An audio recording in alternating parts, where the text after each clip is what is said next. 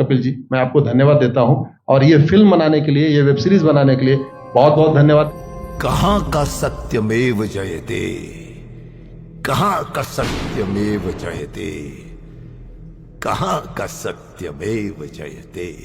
Supreme court के जजेस, high court के जजेस जरूर इसको देखें और आत्मचिंतन करें कि भारत की न्याय प्रणाली कहां पहुंच गई है। भारत में टोटल 5 करोड़ केसेस तो वो हैं जो district court, high court, supreme court में है। इसका मतलब 5 करोड़ परिवार न्याय की आशा में बैठा हुआ है।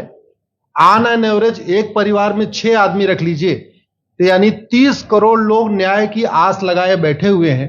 30 करोड़ का मतलब एक अमेरिका, 30 करोड़ का मतलब 15 ऑस्ट्रेलिया, 30 करोड़ का मतलब 7 कनाडा, 30 करोड़ का मतलब 1.5 ब्राजील। इतने लोग भारत में न्याय की आस में बैठे हुए हैं।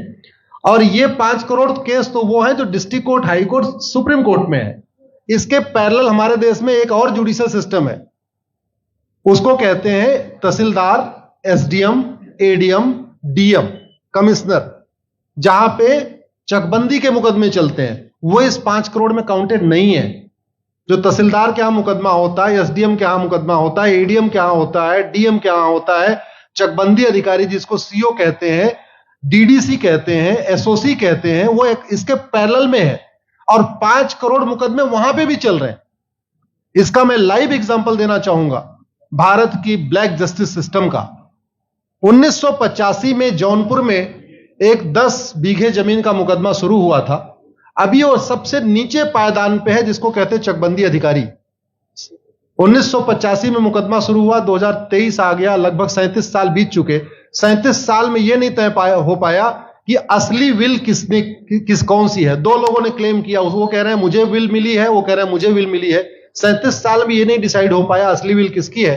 अगर मान लीजिए आज डिसाइड हो जाए तो सीओ के बाद एसओसी, एसओसी के बाद डीडीसी, डीडीसी के बाद हाई कोर्ट, हाई कोर्ट के बाद सुप्रीम कोर्ट, यानी अभी 35 साल और लगेगा, 70 साल लगेगा। सेकंड जनरेशन मुकदमा लड़ रही है, ऑलरेडी सेकंड जनरेशन मुकदमा लड़ रही है और इसी स्पीड से काम हुआ तो मुझे लगता है थर्ड जनरेशन आके मुकदमा तब जाके सुप्रीम कोर्ट पहुंचेगा। दूसरा एग्जांपल, एक ग्लेरिंग एग्जांपल आपको देता हूं। 1971 के वॉर में पाकिस्तान में बम फेंकने वाले, पाकिस्तान के फौजियों के बहुत सारे बैंकर तोड़ने वाले एक कर्नल कबोत्रा है, पंचकुला में रहते हैं। दुश्मनों को उन्होंने दांत तोड़ दिए। आज 2000 से उनके मकान पे किसी ने कब्जा किया हुआ है। 2023 आ चुका है, 23 साल में वो अपने मकान को नहीं छुड़ा पाए। अभी मामला पंचकुला की डिस्ट्रिक्ट कोर्ट में है, उसके बाद चंडीगढ़ हाई कोर्ट जाएगा, फिर सुप्रीम कोर्ट जाएगा। तो 23 साल में वो सबसे नीचे पायदान पे है। वास्तविकता यह है, अंग्रेज चले गए, अंग्रेजी कानून यहीं छोड़ गए, अंग्रेजी व्यवस्था यहीं छोड़ गए। यह व्यवस्था भारत में न्याय देने के लिए नहीं बनी थी। यह जो न्यायिक जुडिशियल सिस्टम था भारत में जो बनाया गया, वो केवल और केवल भारत को लूटने बांटने के लिए बनाया गया था। चूंकि कानून वही चल रहा है, जुडिशियल सिस्टम वही चल रहा है, इवन हमारा ड्रेस भी वही चल रहा है। अंग्रेज काले कपड़े पहनते थे, हम भी काले कपड़े पहनते हैं। अंग्रेज जून के महीने में उनको गर्मी लगती थी तो 1 महीने छुट्टी करके इंग्लैंड चले जाते थे। आज भी हमारा हाई कोर्ट, सुप्रीम कोर्ट पूरे मई जून बंद रहता है। अंग्रेजों को क्रिसमस के टाइम में दिसंबर में छुट्टी मनाना जाना होता था, 1 महीने छुट्टी कर चले जाते थे। आज भी हमारी हाई कोर्ट, सुप्रीम कोर्ट दिसंबर में, क्रिसमस के टाइम में 15 दिन 20 दिन बंद हो जाती है। तो सोच वही है, किताबें वही है, व्यवस्था वही है, कानून वही है, तो स्वाभाविक सी बात है जस्टिस होगा कहां से? जस्टिस कैसे होगा? हम 2023 में 1860 का इंडियन पिनल कोड लेके घूम रहे, 1861 का पुलिस एक्ट लेके घूम रहे, गवाहों के बयान 1872 के कानून से हो रहे। हमने सब कुछ वर्ल्ड क्लास कर लिया, लेकिन अपने जस्टिस सिस्टम को कंपेयर करने की कोशिश ही नहीं किया। जितने में एक एयरपोर्ट बनता है, एक एयरपोर्ट बनाने में 25,000 करोड़ की लागत आती है। अगर हमारी सरकारों ने एक एयरपोर्ट की कीमत जुडिशियल सिस्टम पे खर्च कर दिया होता तो हमारी न्यायिक व्यवस्था अच्छी हो गई होती। आज घटिया, चूंकि अकाउंटेबिलिटी नहीं है, जुडिशियल सिस्टम में कोई अकाउंटेबिलिटी नहीं है। किसी के साथ न्याय हो जाए, अन्याय हो जाए, कोई फर्क नहीं पड़ता। निर्दोष को जेल हो जाए, जज की कोई अकाउंटेबिलिटी नहीं। दोषी को बेल हो जाए, जज की कोई अकाउंटेबिलिटी नहीं। लाख लोग जेल में सड़ रहे हैं, लाखों धोखेबाज भ्रष्टाचारी बाहर घूम रहे हैं, मूल कारण है ब्लैक जस्टिस सिस्टम। आपने बहुत अच्छा आपने इस पे वेब सीरीज बनाया है, और इस देश में world class airport, world class highway, world class shopping mall, सब कुछ वर्ल्ड क्लास बना लिया। इनफैक्ट अपना मोबाइल का डेटा सुरक्षित रखने के लिए हमारे सांसद, विधायक, जज आईफोन भी यूज करते हैं। अमेरिका का आईफोन यूज करते हैं हमारा डेटा सुरक्षित हो जाए, लेकिन भारत सुरक्षित हो जाए उसके लिए यह नहीं देखते कि जापान में कौन सा कानून है, अमेरिका में कौन सा कानून है, सिंगापुर में क्या अच्छा चल रहा है। कनाडा में रेंट का मामला एक डेट में खत्म होता है। सिंगापुर में अभी कुछ दिन पहले एक व्यक्ति के पास 900 ग्राम गांजा पाया गया, उसको फांसी हुई है।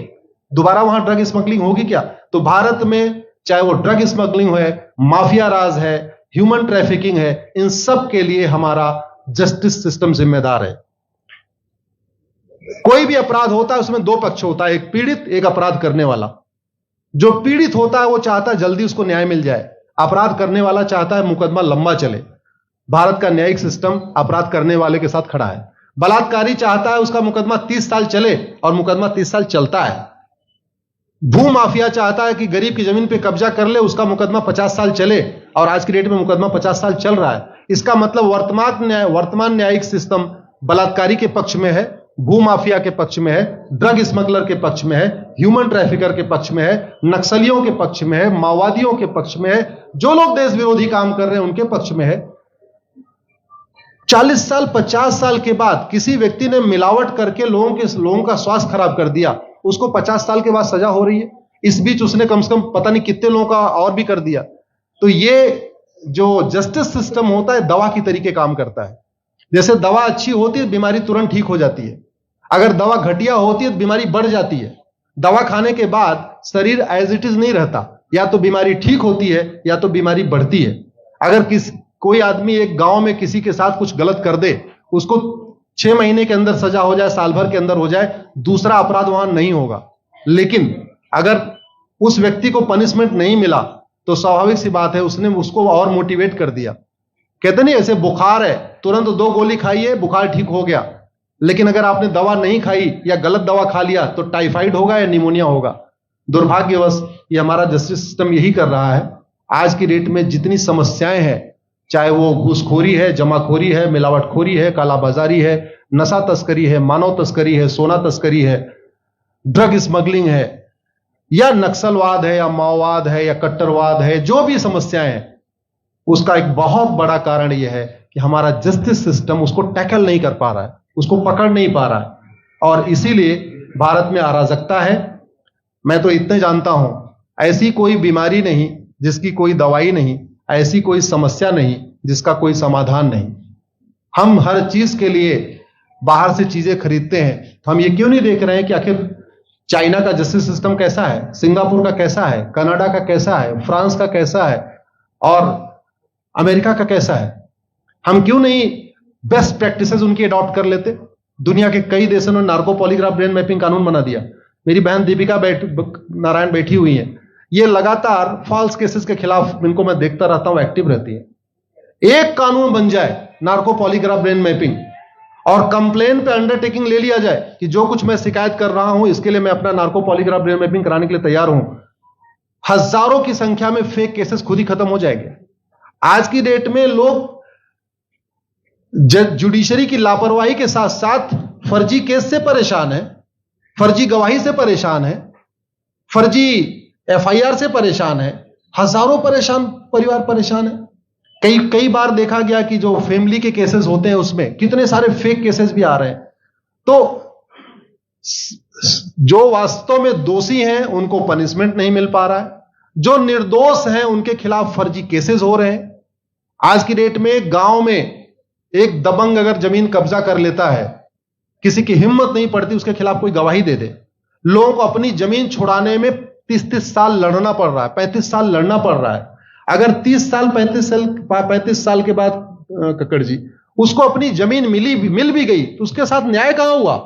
35 साल में उसका टाइम बर्बाद हो गया, 35 साल में उसका पैसा बर्बाद हो गया, 35 साल वो मेंटल ट्रॉमा में रहा, 35 साल उसने तारीख पे तारीख झेली है। और मैं तो डिस्ट्रिक्ट कोर्ट में कई बार जाके देखा, ऐसे परिवारों को देखता हूं जिनके पास बस से आने के लिए पैसा नहीं है, साइकिल से आते हैं। ऐसे परिवारों को देखता हूं जो चाय नहीं पी सकते अपने पैसे से, बेचारे घर से रोटी बांध के और अचार लेके आते हैं, लेकिन वहां मजबूरी में वकील को पैसा देते हैं। तो हमारी कोर्ट कचहरी वास्तव में दलाली का अड्डा बन गया है। हमारी कोर्ट कचहरी भ्रष्टाचार का अड्डा बन गया है। और मैं दुख के साथ कहना चाहूंगा, अदालतों में न्याय हो नहीं रहा है, बल्कि न्याय बिक रहा है।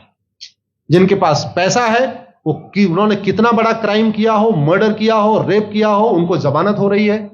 और जिनके पास नहीं है, वो बेचारे जेल में सड़ रहे हैं। कई बार तो देखा गया, मैंने मेरे मर्डर किया एक्स अनंत सिंह ने, लेकिन एक्स अनंत सिंह बाहुबली थे, उन्होंने थानेदार को 20 लाख रुपए दिया, वो वाई अनंत सिंह को लेकर जेल में डाल दिया। नाम वही है। अब उसके बाद क्या हुआ, 20 साल मुकदमा चला और फिर सबूत के अभाव में छूट गया। तो जिसने मर्डर किया वो तो कभी जेल गया ही नहीं। एक निर्दोष जेल गया, 10-20 साल के बाद उसने अपना जमीन बेचा, सब कुछ किया, मां बाप सब कुछ तबाह हो गए, फिर वो सबूत के अभाव में छूट रहा है।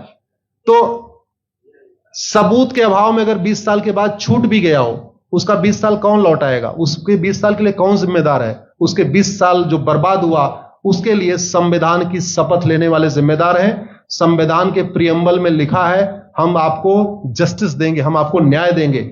न्याय देने की जिम्मेदारी किसकी? जिन्होंने शपथ लिया। शपथ कौन लेते हैं? जजेस लेते हैं, सांसद, विधायक, मंत्री लेते हैं। तो आज की डेट में अगर लोगों को न्याय नहीं मिल रहा है, तो इसके लिए वही जिम्मेदार हैं जो संविधान की शपथ लेते हैं। संविधान की शपथ लेने वालों को वेतन, भत्ता, गाड़ी, बंगला इसीलिए मिलता है कि लोगों को न्याय मिल सके, फास्ट जस्टिस मिले, कंप्लीट जस्टिस मिले। अनफॉर्चुनेटली कंप्लीट जस्टिस मिलने में तो 50-60 साल लग जाता है, फास्ट जस्टिस तो सपना हो गया है। इसलिए आज आपने जो ये वेब सीरीज बनाई है, मैं आपको धन्यवाद देता हूं। एक ऐसे विषय पे जिसपे कोई टच नहीं करता, लेकिन जिससे करोड़ों लोग पीड़ित हैं। मैंने कहा ना, 5 करोड़ लोग सीधे district court, high court, supreme court के केसेस से पीड़ित हैं, और 5 करोड़ मुकदमे एसओसी, डीडीसी, तहसीलदार के यहां चल रहा है। तो अगर 5 करोड़ से 30 करोड़ लोग इधर पीड़ित हैं, तो उधर भी पीड़ित है। वास्तव में बहुत बड़ी संख्या भारत में इसी से पीड़ित है। और अपराध, भ्रष्टाचार और जितनी भी अराजकता चल रही है, उसका मूल कारण भी यही है। जस्टिस सिस्टम अच्छा हो जाए, कानून सख्त हो जाए, कानून का खौफ पैदा हो जाए, न्यायपालिका का खौफ पैदा हो जाए, और ये थाने जो दलाली के अड्डे बन गए हैं, तहसील जो दलाली का अड्डा बन गया है, डिस्ट्रिक्ट कोर्ट जो कमीशन खोरी का अड्डा बन गया है, अगर इस पे कंट्रोल हो जाए तो वास्तव में भारत में फिर से राम राज्य आ सकता है।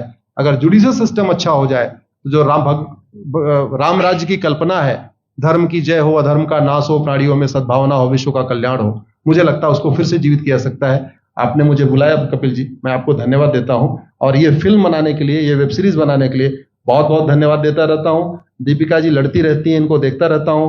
बहन नेहा जी आई हैं, ये अपने गानों से मुझे लगता है बहुत अच्छा आप लिखती हैं। और इसी तरीके से कड़वा सच आप लिखते रहिए, कड़वा सच गाते रहिए। लोग आज की डेट में, यंग जनरेशन कड़वा सच सुनना चाहती है। मीठे झूठ ने इस देश में शुगर, डायबिटीज पैदा कर दिया। भारत केवल लोग डायबिटीज से नहीं पीड़ित हैं, बल्कि हमारी व्यवस्था को डायबिटीज हो चुका है। और उस डायबिटीज को दूर करने के लिए नेहा राठौर जैसी बहनें जो सही बात कह रही हैं, दीपिका जी सही बात कह रही हैं, आप लोग जो है बहुत अच्छा काम कर रहे हैं। और आपने, कक्कड़ साहब, आपने बनाया वेब सीरीज, आपको विशेष आभार, धन्यवाद देता हूं। यही निवेदन करता हूं, इस वेब सीरीज को ज्यादा से ज्यादा देखें। और खास तौर पे अगर आपके जानने वाले कोई जज हैं, कोई आईएएस हैं, कोई आईपीएस हैं, मंत्री, सांसद, विधायक हैं, उनको भी एक बार फोन करके, व्हाट्सएप करके एक बार कहिए कि वो भी इसको जरूर देखें। क्योंकि अल्टीमेटली न्यायिक व्यवस्था बदलने की जिम्मेदारी उन्हीं की है जिनको वेतन, भत्ता, गाड़ी, बंगला, free air ticket, free rail ticket और वीआईपी व्यवस्था मिलती है। ये व्यवस्था उन्हीं को बदलनी है। जय हिंद, धन्यवाद।